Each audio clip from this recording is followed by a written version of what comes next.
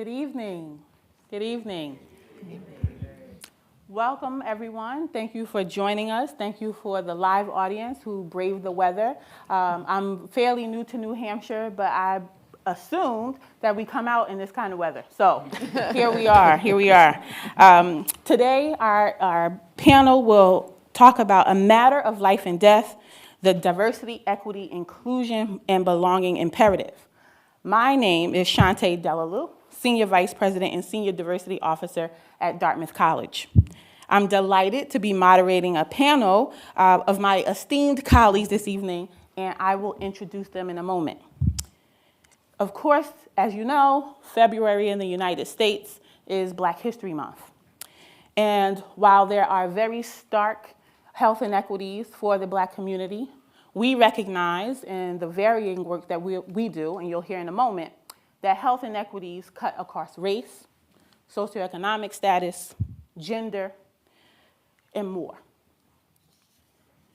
Before we begin the formal program, I'd like to review a few brief housekeeping items. We want to be in conversation. I'll be in conversation with the panelists. And while we are here live in Filene Auditorium on the Dartmouth College campus, we do have a virtual audience with us as well who are streaming in. We'll be recording this session so that we are able to share the content with those who are not either able to participate live or through the live stream. Thank you to everyone who submitted questions in advance. We did receive a variety of questions, and of course, in a topic that's so vast, we won't be able to cover everything this evening, but I'm confident that my colleagues will do a wonderful job in addressing most of the topics that relate to our theme today.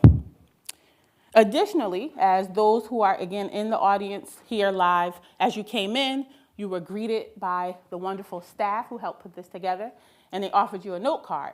So if you do, as we're going along, want to write down a question, there are individuals who will collect those questions, and time permitting at the end, we'll be able to answer live questions. Now, some of you may be asking, why is today's conversation titled A Matter of Life or Death?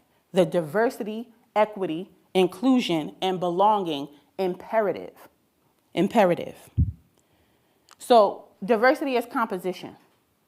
Who's in an organization, who's in a community, who's not, right? Sometimes we forget to answer the question, who's not. Equity is about the policies and processes that we use to ensure those different individuals are able to have a particular experience. Inclusion is when diverse individuals are able to engage in a place. And belonging is once you have all those elements together, people can bring their authentic selves and feel a sense of a connection, right? So when we talk about that in terms of diversity, equity, inclusion, belonging, we want to situate it specifically in belonging, both at Dartmouth College and the Dartmouth Health community. We want to make sure that we're referring to all forms of identity, right? Sometimes in the United States, we get caught in a binary, both in race and in gender, but we recognize this can cut across mental and cognitive abilities, country of origin, again, and so forth. And while we, in 45 minutes together, an hour together this evening, we certainly are only touching the surface. We recognize how critically important it is to have this conversation. It needs to be an ongoing conversation. So I appreciate my colleagues taking the time to engage this evening.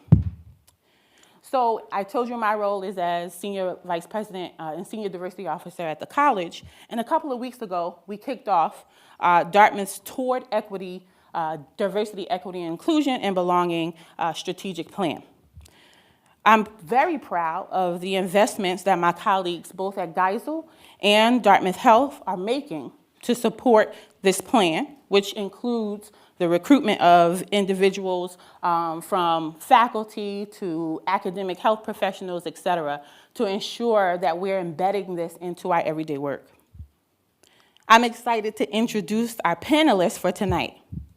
Lisa McBride is our Associate Dean for Diversity, Equity, Inclusion, and Belonging at the Geisel School of Medicine. Erica Brown is Dean of Faculty Affairs at the Geisel School of Medicine. And Teresa, we go by Terry Malcolm, is Vice President for Diversity, Equity, Inclusion, and Belonging at Dartmouth Health. Let's give a round of applause for our panelists.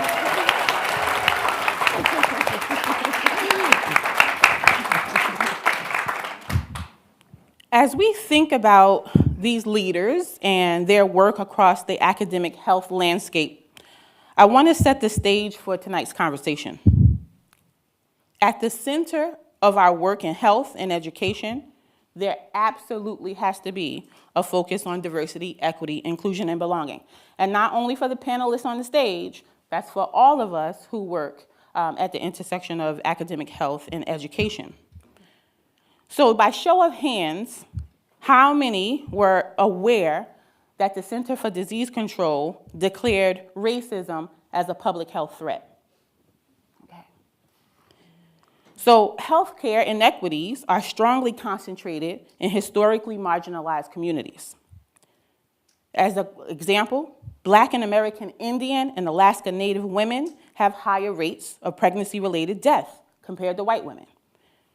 The proportion of Black, Latino, and Native American faculty in the US in academic medical centers has remained almost unchanged for the last 2 decades, so for the last 20 years.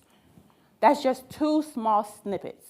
We can fill this room with examples of where we still have a persistent issue around ensuring that not only do we have diverse practitioners, but also that we're delivering care for our diverse population, which is ever changing. So I'd like to start tonight's conversation by posing a question to each of the panelists. And as they answer this first question, please take a moment in the beginning to tell us a bit more about your roles and what it entails. So the first question is, as we think about creating a sense of belonging across Dartmouth and Dartmouth Health, can you share with us how you're approaching that priority in your role and why it's important? Thanks, Shantae, and thanks to everyone for your participation and your attendance here this evening. So in my role as Assistant Vice President of Diversity, Equity, Inclusion, Belonging, it's really to serve as a strategic advisor. It's to be there in collaboration and in partnership with all of our member sites. So we have those 7 member sites that are looking to expand their existing DEIB goals and their existing DEIB initiatives and to align those with the strategic plan that we have for the entire system. You know, the approach is really to help people get involved in the work. So much of what I hear in talking to our leaders and talking to our frontline employees is we care about this work, we are enthusiastic about this work, and it's how do I get involved? So it's helping people to, kind of get over some of the inertia that they may experience about, I'm so excited, but where do I begin?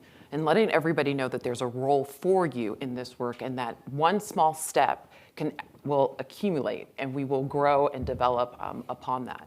I think there's really 3 big areas that our Office of DEIB has really tried to focus on in this past almost year since I've been here. So I started in April of 2022.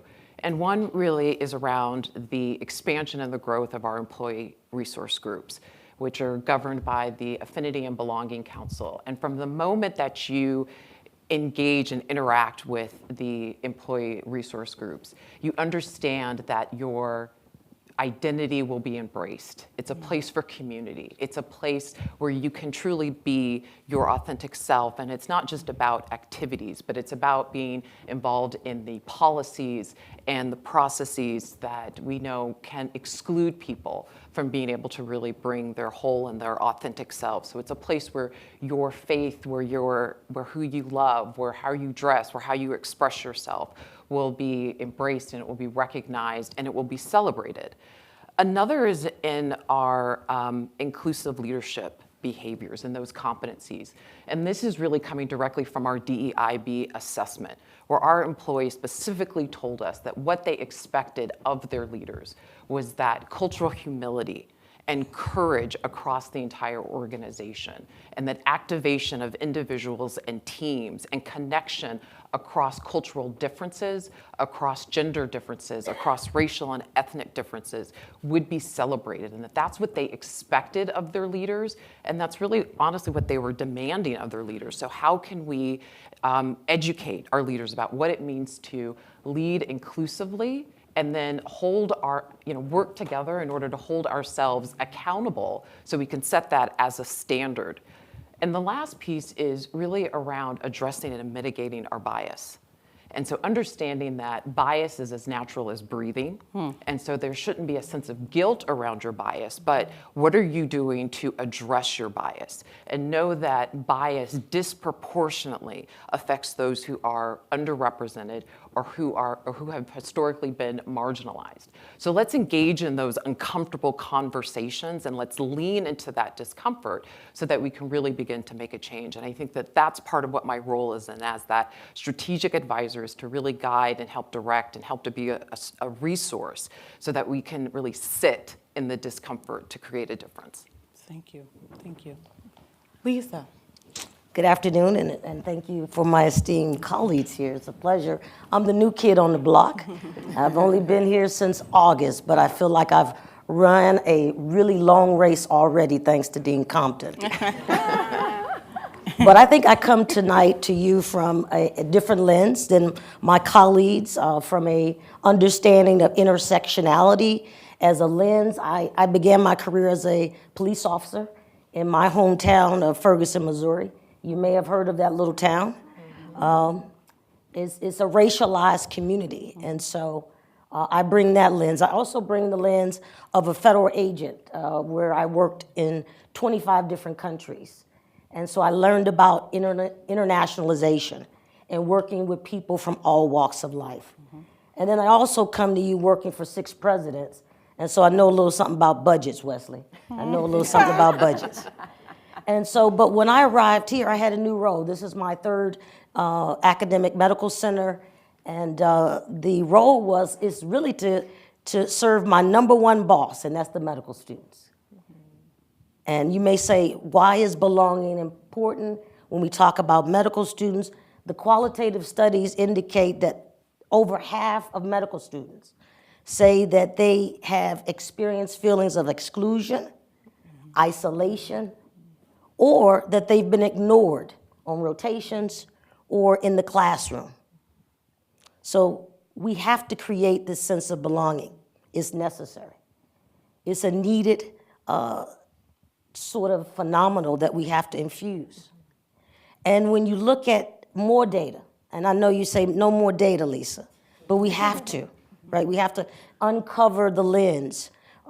Dr. Andrea Hagans at the University of Michigan, she's an assistant professor of emergency medicine. And what she was able to do is not only look at medical students, but faculty as well, underrepresented faculty and women who said, I feel invisible in the workplace.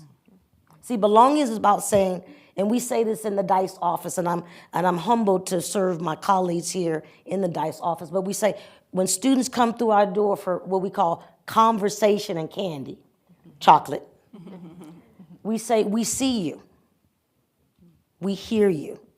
That brings that belonging. But for medical students, they want that sense of who can we come to and have that sense that we could just be who we are. And that's why we opened up, thanks to Dr. Comenti. She's not here. She gave me her whole office. And that office is like being on the subway in New York City. And that's what we love, because students just come and they breathe positivity. And we just feed them with affirmations that you can do it, to visualize how it's gonna feel when you're hooded, when you graduate, and your DICE team is cheering you on. So there's a few events that we've had to create belonging since I've been here since August. We first started off the year. For the 2nd year is the Welcome Back Barbecue. And you may say, food brings everybody together. And I'm grateful to my colleagues at DH and also with your ERGs, because what we did was say, one campus, many cultures. That was our theme. Mm-hmm. And we all came together around food, music, and just being silly, right? Having fun, not taking ourselves seriously. Then the second thing, I want to acknowledge my colleague Faroch, who said we needed an international student association, because we heard from our international students is that we feel invisible. So for the first time ever, we have an international students medical association. So thanks to Faroch, we hosted for the first time our Diwali celebration and our Lunar New Year's. Thank you, Faroch, for your leadership. Also, we know that by the year 2060, 119 million Americans will be Hispanic, Latino, and they'll speak Spanish. So thank you to our undergraduate medical education for saying we need an enrichment in beginning medical Spanish, and now we have a medical Spanish pathway of distinction. So thank you, Dr. Comenti. Thank you to the students who led that effort. Everything we do in the DICE office to create belonging, I have to give credit to where credit is due, is to the medical students here at not only the MD students, but I want to shout out the TDI as well, so I'll stop there. Just quickly tell us what DICE stands for. DICE stands for, you want to come roll with us? No, just kidding. It's the Office of Diversity, Inclusion, and Community Engagement. Thank you. Yes. Thank you. Erica. Good evening, everybody. It's an absolute pleasure to be here. And I guess I'm sort of the veteran of the three. I've been here for a full 14 months. And I'm the Dean of Faculty Affairs, and I've been in Faculty Affairs for about 10 years now. So I've had the opportunity to work at, I guess, basically every type of medical school, private, public, HBCU, now IB. And I've worked with the AAMC group on Faculty Affairs for 10 years. I was on the steering committee for 3. I've been on their subcommittees, professional development, communications, and I'm also a member of the external advisory committee for minority faculty in academic medicine. And I say this because I've been able to have a comprehensive view of what the needs of all faculty in academic medicine are, but there's also a specific lens here on what minority faculty, or URMs, what they specifically need. And I also have another attachment to this, having experienced my career as a URM. And what I've seen from my experience with the AAMC, as well as my own personal experiences, is that there are 2 areas that are critical to focus on: recruitment, intentional recruitment, as well as professional development. And with recruitment, intentional recruitment, I've been pleasantly surprised by what I've been engaged in here and working with Shantae's office. Honestly, I didn't know what to expect coming to an Ivy. But I can say the measures and initiatives towards DEIB, I really feel that they are palpable and they are authentic. And with the intentional recruitment, working with Shantae's office, the Title IX office, ensuring that our search committees are well-trained and well-intentioned when it comes to experiences or identifying unconscious bias. Because you stated before, we all have our biases. That's just natural. But we need to recognize what those biases are so they don't hinder us from making objective decisions, especially when it comes to recruiting the best talent to the institution. So we have the training of our search committees. In addition to that, we ensure that there is well-rounded representation, diverse representation on our search committees. And in addition to that, the candidate pools that are generated. We have to see that there is well-represented diversity within our candidate pools. If not, we will politely say, we need you to go back to the drawing board. Because we mean this DEIB initiative, we're serious about this. And in addition to that, the professional development. When I reflect on my experience as a URM, I think about early in my career, it was a challenge to find mentorship. And I was assigned a mentor, and this individual stated, and my background is in basic science or foundational research. This individual stated, you know, all I have to do is put your name on any of my grants. And as a Black female, I'll get all of them awarded.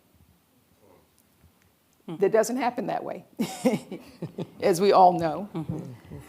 And that was one of many experiences that I've had that has made me just very passionate about ensuring that there is the DEIB in faculty recruitment and in our professional development. And one of the things that we've established, and this was actually at the request of our faculty, is a DEIB in academic medicine affinity group where faculty can come together. And what I thought was interesting is but I loved it, I had so many of my white brothers and sisters ask, is it okay if I join this affinity group? We say, absolutely. We need you to join the affinity group. It's just, we don't have to be the only representations of DEIB. That doesn't have, the spokespeople don't have to only be people of color. Everybody can be a DEIB ambassador. Right. And with that affinity group, it's also a way to bridge our relationship with DH. And that was one of the things that I was tasked with coming here, using professional development as a way to bridge that geographical divide. But we're also using those affinity groups to bridge those, I'm not gonna say bridge, but convene what really celebrates our areas of diversity. Okay. Are you, that was just question number one. So I hope that you're already, I'm feverishly writing notes, picking up a theme, even though my colleagues all have a very distinct role, clearly connected back to tonight's topic is that all of these pieces together are how we start to chip, or continue to, because we're already started, chip away at health inequities, right? You have to have recruitment and retention of diverse people to meet the needs of the changing population. In order to do that successfully, you have to have programming and initiatives and support mechanisms for the students, the faculty, and staff who are coming through the pipeline who will be the next leaders, right? And so it's a both and is what I'm hearing. Both the kinds of programs where specific to a group, because sometimes you can feel so isolated you just want to be with someone who understands you. You don't have to, you know, remind the people or answer a bunch of questions, and also you want to go talk across the table, right? You may have grown up in a different way, in a different place, so that's the both and of the work. Thank you. So for the second question, based on statistics, you know, one of the things I said is that I think we've done a great job of making a business case of why diversity, equity, inclusion, and belonging is important. If you've come across anyone who still just does not get it, maybe they should use ChatGPT or something, because at this point they should know. I know it's people have, you know, are still trying to figure that out, but Google. People are comfortable with Google, where you can get the statistics on this very serious topic. We know, based on statistics, that the increasing workforce diversity is a means to achieve health equity. So can each of you share how in your role you're helping to do that from your vantage point? Let's start with Lisa.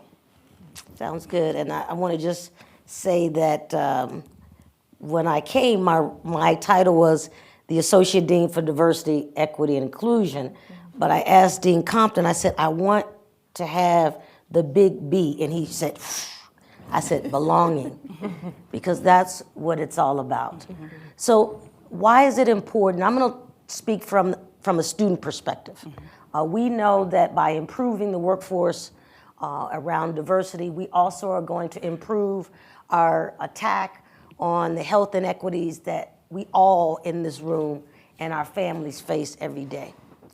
So when you look at women, blacks, Hispanic, and Native American, only 11% in those groups, and I want to just go with black, Hispanic, and Native American, 11% of that population is physicians. Yet they make up 31.7% of the United States population. So we know in this room, we got to do better. We got to close the gap. Those are startling statistics. So when you look at students in 22-23 year of matriculation, this year coming in, of the new students coming in, 10% matriculating with black or African American. are from the African diaspora, since it's Black Legacy Month, right? 12% were Hispanic, Latino, or from a Spanish origin, 12%. Less than 1% matriculated into medical schools were Native American. So we know we need to close the gap. It's critical. So what we have done in the DICE office, and also in partnership with medical students, with our colleagues at DH, we're working together on getting more residents, working with faculty, with Dr. Brown. And so what we've decided that we needed to do is we needed to connect with the historically Black colleges and universities. There's 107 HBCUs. I spelled it out for you, historically Black colleges and universities. They produce 70% of the physicians in this country. 70% of physicians get an undergraduate degree from an HBCU. So we decided to partner with Tuskegee, Hampton, and Xavier. And by the way, if you catch 60 Minutes, Xavier produces the most Ivy League physicians coming into medical school. So it's a Catholic university in Louisiana. So we go there and recruit, and we take our medical students. Then you look at the Hispanic serving institutions, which you may have not known in 1964, that Lyndon Johnson also established that we were going to have funding for the HSIs. Hispanic serving institutions, there's 569. So we are now partnering with Texas State University is one of our main partners, but our main partner, I should say, is the Hispanic Associations of Colleges and Universities. This year I had the pleasure of going with our Dean of Admissions, Dr. Pinto Powell. For the first time ever, Dartmouth was there, and they said, I can't believe that Dartmouth, Ivy League, is here recruiting at the Hispanic Associations of College and University. I said, we're here, and we're gonna come every year. And so we are now partnering with them on their new initiative called Dr. RX to get more Hispanic and Latino physicians, because we know that they only make up 7% and they represent 18.7% of the country. So we gotta do better, we gotta close the gap. I'll stop there. Thank you. Thank you. Are we taking notes? Mental notes. Erica. What's important for me from a faculty affairs lens is to focus on retention. It is wonderful to get us here, but we want us to stay here. And Lisa, thank you for providing the statistics as far as the number of URMs that are actually in medicine, the physicians. So about 5% of physicians are Black, 5.8 Latinx, 0.3% Indigenous. If you want to know how many of those are actually in academic medicine, divide that by half, roughly by half. So about 3.6% of academic faculty are Black. And that's not a constant number. It continues to go down. And what we see is that faculty of color, they are leaving academic medicine. And I'm not sure if you all are familiar with Uche Blackstock. And she tells her story as to why she left medicine. A lack of support, feelings of isolation, and the minority tax. I'm just curious, by show of hands, who is familiar with what the minority tax is? Thank you. I'm glad to see that there were several hands that were raised.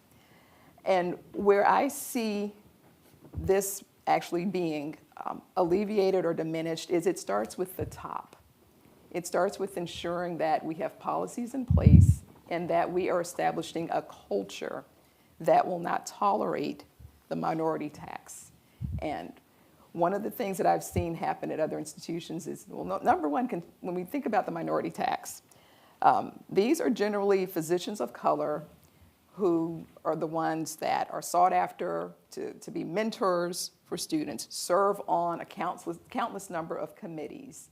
And they're also the clinicians that provide the health care to patients who generally don't have the funds to pay for those services.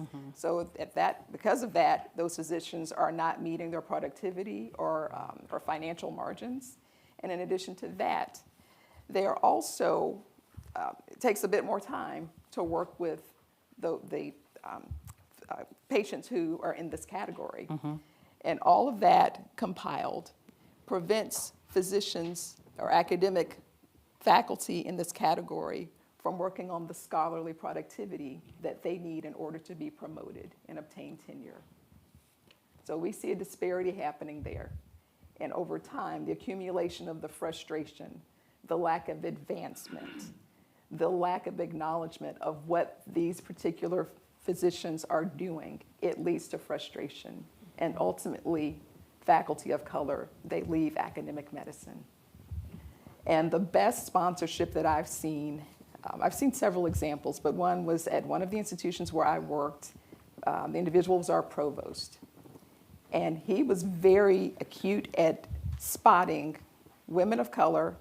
people of color as well as women who were not being acknowledged for leadership roles or for what they were contributing to the institution. And he made an effort to establish places for them at the institution so that they would not leave. He did not want that institution to contribute to the leaky pipeline that we see of faculty of color. And in addition to that, I get a little passionate when I talk about this because it's almost as if I'm seeing my career flash before me. Yeah. Yeah. But, Yeah. and we also know that when it comes to physicians and the physician-patient relationship, that there has been a bit of mistrust within the medical community, and it's been shown that Black men, over 60% of Black men will not see a physician until it's at a point where they're in some type of physical crisis. And there's a better chance of them establishing a trustworthy relationship with the physician if the physician looks more like them. They may start with that physician, and that physician can then recommend them to someone or a specialist who does not look like them because they trust that physician's judgment.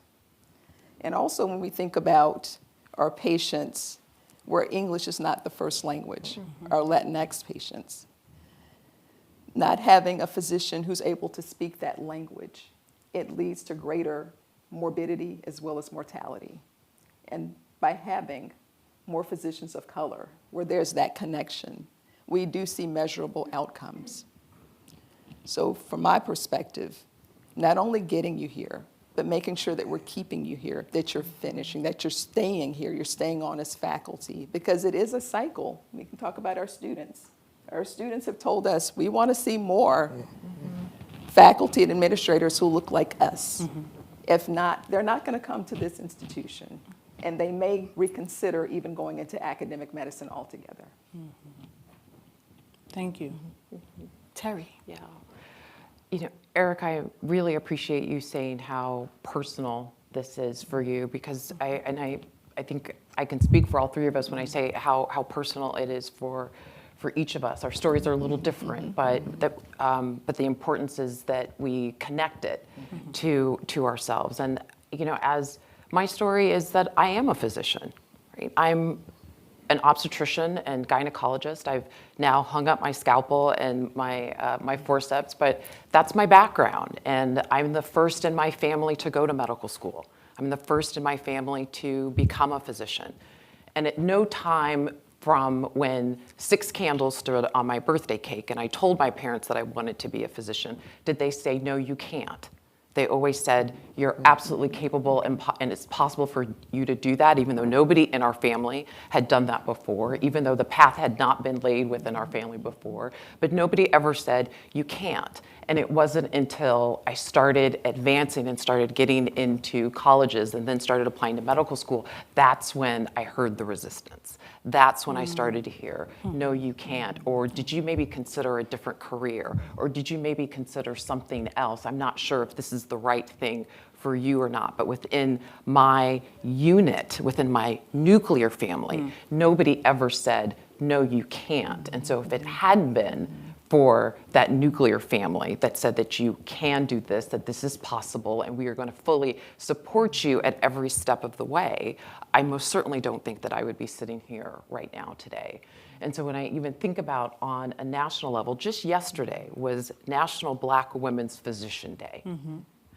And yet there's only 2 to 3% of the physicians that are practicing in the United States today that identify as being a Black female.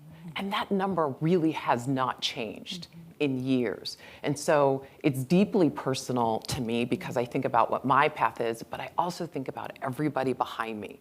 And I think about all the little Black girls behind me who might be thinking about becoming a physician one day. So it's really incumbent upon me to create a legacy.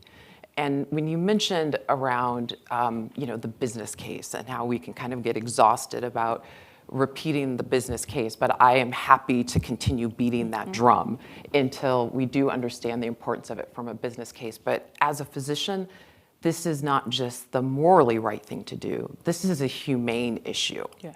Because we do see how our underserved populations are dying at disproportionately higher rates. We do see how they are more affected by social determinants of health, which the World Health Organization has estimated that as low as 30%, but as high as 55% of your healthcare outcome is directly related to education, your access to healthcare, your financial security, your food security, and your transportation. And the list goes on. And so these are things that when we're sitting down with a patient and we're trying to develop a treatment plan together, that it's important that we be able to directly discuss and directly incorporate into that treatment plan. And if there isn't that recognition, and if we don't know that there are those resources so that when the patient is no longer in front of us, then it's very, very frustrating and it's very disheartening because you've dedicated so much of your life to taking care of others and wanting to heal. And it shouldn't just be about when there's a crisis or in terms of dealing with chronic care, but we're looking at prevention of care. We want to actually keep our patients from having to come and see us in such an acute state. But then when we know that those social determinants of health can be addressed, then we can build those we can build those bridges within the community so that when people go back to their homes, then they have those resources within their community that directly addresses what their specific needs are. And so one of those ways that we're approaching this is one really through our AHEAD committee, and that's our Advancing Health and Equity Data Committee that has already started collecting information about our patients regarding their preferred language, because it's so important that you understand complex medical terms, complex medical care in a language that is your primary language, so that we're addressing that. But then we're also going to be asking those questions about their sexual orientation and about their gender identity, which is core to who they are. Right. And it's necessary that you can share with your physician how you identify, because again, that's important to integrate that into the overall treatment plan. So that's going to be launching at the end of March and in early April. But I think going back to a point that was even shared earlier about the point of representation is that we have heard from our students and we have heard from our employees and from our faculty that if they don't see themselves, if they don't see that they are represented, that absolutely does not allow for them to have that full sense of inclusion and that full sense of belonging. And so we're partnering together with Geisel to create a Dartmouth residency recruitment program that will allow for fourth-year medical students to come and experience Dartmouth Health and experience Dartmouth Health in terms of its academic rigor, because we hold ourselves in high regard as far as the caliber of education that you're going to receive here. And we're never going to lower our expectations around that. But we want individuals to have an opportunity to experience us here front and center. And so you'll come here for a month and you will have a mentor like we talked about, and somebody who you can talk to and who will talk to you on a level that really connects and that resonates with you, and help you to experience it, Dartmouth on a very clinical level, but also on a social level and on a network level as well. And so we want to have an optimal experience, or we want to create that optimal experience so that more underrepresented individuals in medicine will begin to see Dartmouth as a place for them. Mm-hmm. We have historically Black universities and colleges because we were left out of other universities and colleges. Mm-hmm. That's why they exist. Mm-hmm. And more today, we see members of our community selecting institutions where there's greater representation of their cultural beliefs, of their racial or ethnic identities, because they know that they'll be embraced, because they know that because of how they show up and their external package, which they should be very, very proud of, will be upheld. And it won't be questioned. How did you get here? Why are you here? Why do you wear that? Why do you look like this? You will be fully embraced for who you are. And so I think that these kinds of programs that we are putting into place and that we're standing up, where we can truly begin to track and we can measure not just the recruitment, but just as you said, Erica, really the retention. And what does that mean in order to retain that talent? Wow. So before, I have a couple more questions before we turn to the audience. So I would encourage you, if you have a burning question, to go ahead and write it on your note card, and a staff member, you can just wave it and they'll collect it, and we will do our best to get to it, time permitting. But I hope you're sensing another theme here, which is data informs their practice. If you notice, we all have our notes, but when my colleagues started talking about the data, right, they were just looking right at you, because they spend time really not only with anecdotes, and our lived experiences are critical, right? Because we have a lens by which we see this every day. But coupled with that lived experience is understanding how important the data is and how that can drive change. What I hear is that how can we ensure that Dartmouth and Dartmouth Health together is not a place of resistance? It's not a place where Terry and Lisa and Erica, right, imagine if they were students coming here, would not have had the experience many of us had, right? My colleagues are all doctors, PhD, MD, right? And so going through these experiences, we always ask, how do we set ourselves apart? Besides being rural and in a serene, beautiful location, we set ourselves apart by allowing those who come here to be embraced, right?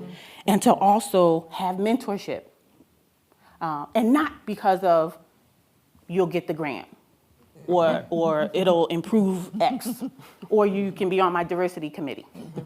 It's because they are the talented workforce that's actually going to change these really, really deplorable, there's no other way to say it, health outcomes that we can pull all kinds of statistics, and you heard many of them today. And so I'm moved by, and I think we all should be. So I appreciate, Erica, you sharing, and all of you sharing the personal anecdotes, because I think that's what we remember. We remember stories. And our own lived experience and our own stories is something that no one can take away from us, right? And my colleagues are out here changing the face of academic medicine and health to ensure a different experience for those who come after us. Let me keep with the questions, because now you got me going. As we attract more underrepresented individual healthcare learners and professionals to both Dartmouth and Dartmouth Health, what are some of the barriers that they may face, and how can collaborating across our institutions and organizations support them through those barriers, right? We know that we're not going to change anything overnight. Our institutions are older institutions that have certain aspects that we're working at, but certainly still have issues. So what barriers will individuals face, and how can we collaborate together to support? Let's start with Erica. One is very personal. Businesses that cater to people of color. I don't wear this bun because I like it. I get it. We're full transparency. If I want a different hairstyle, I have to go to Boston for that to happen. And along those lines, seriously, we all know about the housing issue here, that it affects everyone. But when I've spoken with faculty who are transitioning, and I've heard stories about faculty of color who've left, their options were in the more remote areas where they didn't feel as welcomed. They didn't have that sense of belonging. There was that issue, and there was one faculty member who was amazing, and this was an Asian woman who recently left, and she was in tears telling me about her experience because the person she had hired to provide child care was very negligent with her child, and she felt that it was racially based. So one of the things, and just speaking from the heart, that I hope will happen is that we overcome collectively, we overcome the fear and anxiety of change, meaning the changing demographics, the evolution of and embracing of DEIB. That is one of my aspirations. That's what I hope. Because what is interesting is when we all get to know each other much better, we see that we really aren't that different. We have the same aspirations. We have the same things that pain one person, pain another. We all love our families. We have more in common than that may sound a little cliche, but it's true. We have more in common than we do that's different. And the other aspect too is, so the physical supports and the academic supports. And I'm gonna continue to talk about this over and over again, that mentorship, that sponsorship, that representation. And in my role, ensuring that our faculty of color and our women faculty are not subject to that minority tax. That what you're doing, it aligns with the institution's mission, and that you are getting credited for that it does go towards your advancement. So those are the things that I want to see, and those are the things that could potentially be barriers, but I think they're easy fixes. I really do. And I may add one thing to what you said, and somebody else maybe have this in their comments, that when you do provide that sponsorship and mentorship, don't pat yourself publicly on the back. There's something about that's off-putting. No, I'm serious. It's like, well, were you doing it for you, or were you doing it for the field, right? Like, because this is the right thing to do. For me, it's not even an option. It's non-negotiable. Everyone should experience a good mentor and be sponsored, and not have it blast to everyone who helped them, right? Because that's not how you see other forms of mentorship done. Exactly. So I think that's really important. I just want to add one thing. I've had mentors and sponsors who, I was lucky at times to have some who looked like me, but the majority of them did not. So I want everyone to know you have the ability to be a mentor or a sponsor. That's right. It's just really having authenticity and having that mentee or who you're sponsoring having their best interest at heart. That's right. Thank you. Terry. Yeah, I really want to underscore the importance of the mentorship and the sponsorship. I do think that is a barrier here, especially if you are specifically looking for a mentor or a sponsor that shares your same primary identities, or those identities that are most important to you. But again, to Erica's point, it doesn't mean that mentorship and sponsorship does not exist here. So anyone really can serve as a mentor. And a sponsor is typically someone who is at a higher level than you, who's at a higher ranking level than you. And I really like to think of a mentor as somebody who talks to you, and a sponsor is somebody who talks about you.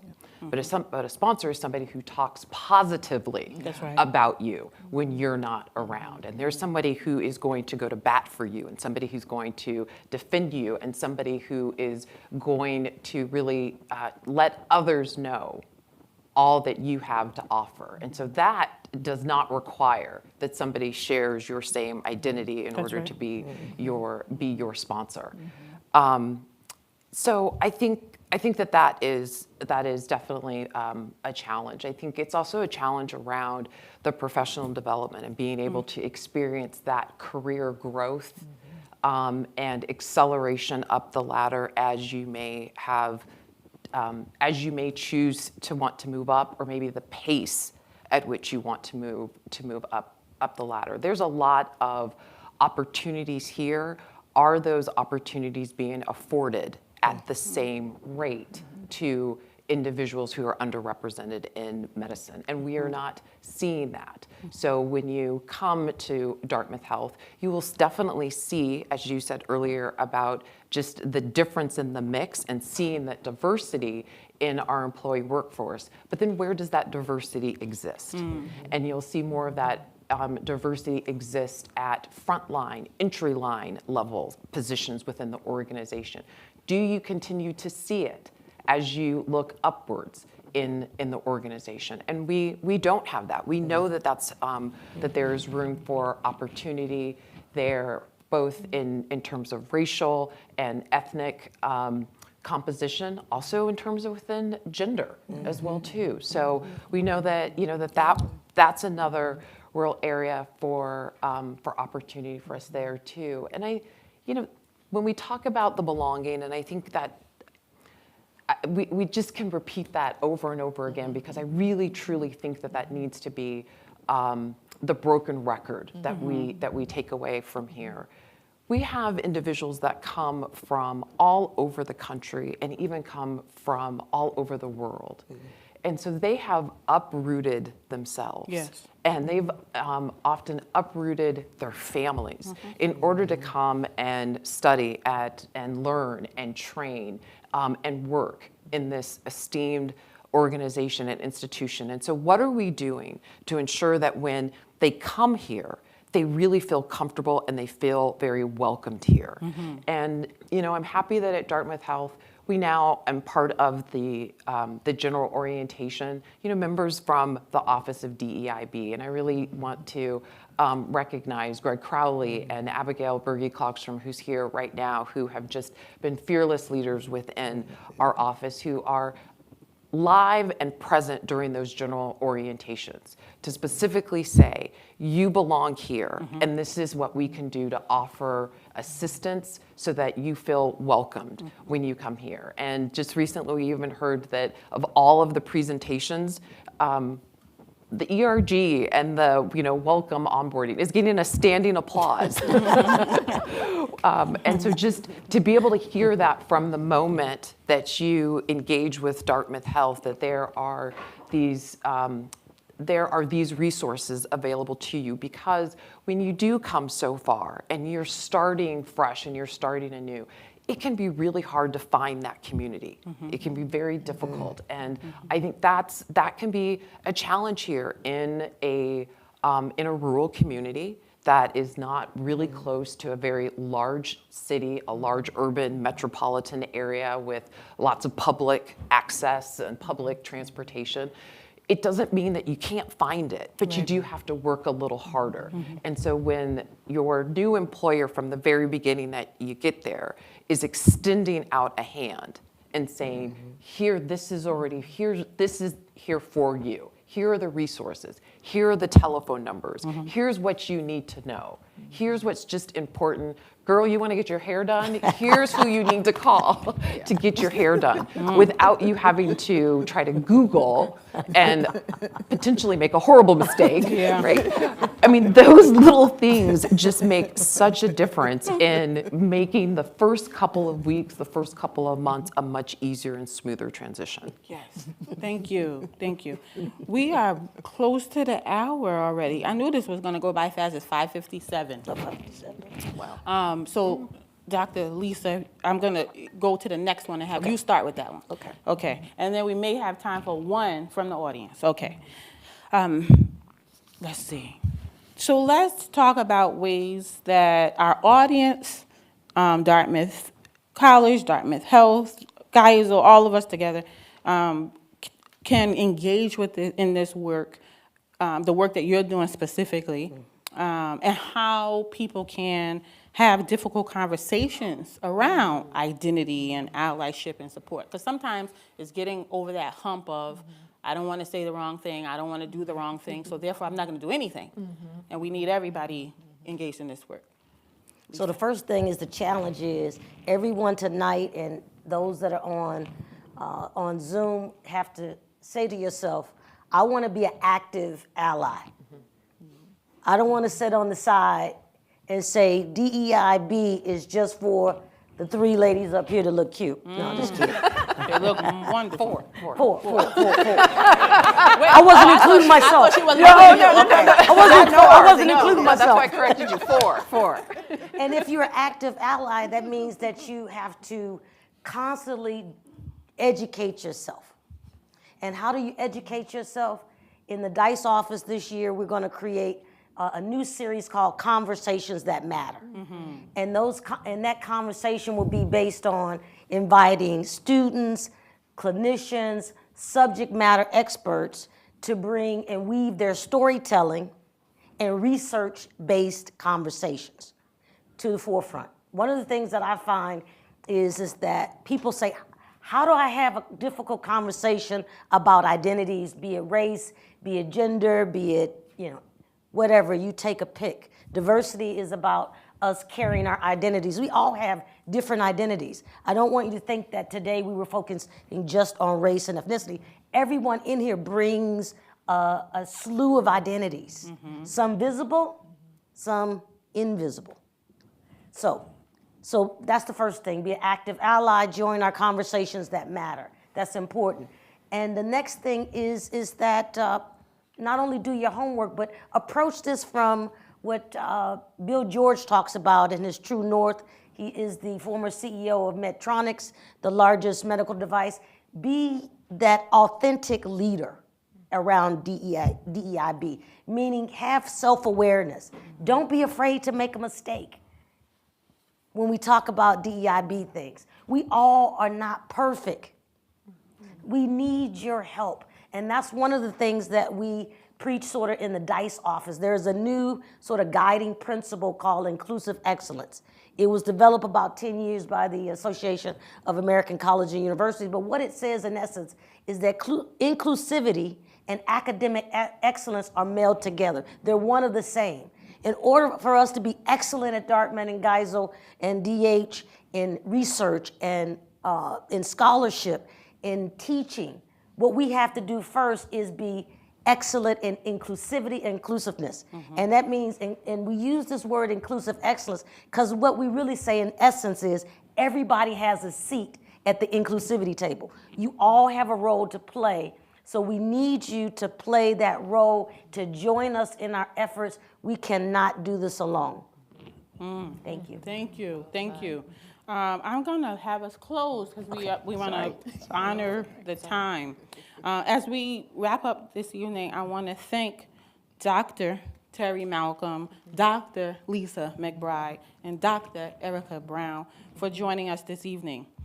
You've given us a lot to think about, and I want to thank the audience who braved the weather and those who are joining us virtually for participating in this conversation.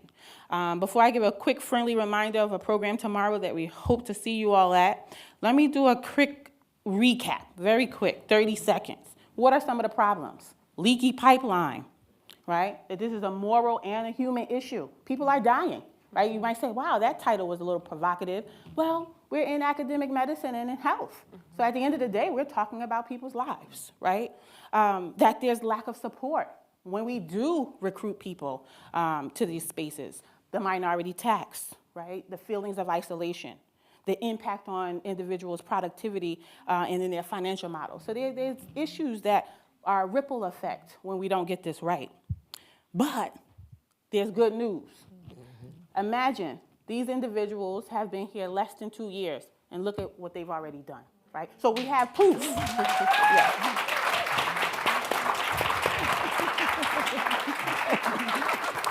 So we encourage you all to lead with cultural humility. We all engage in multicultural encounters on a daily basis, but we have limits to our own knowledge. The real work is getting past that fear in order to make change. Use data to inform your practice. That's at every level. Student, faculty, staff, those in your professional spaces. Go to trainings. This is lifelong learning. It took hundreds of years to create these systems. It'll take us a few hundred to undo them. So let's go to those conversations. Being an inclusive leader, right?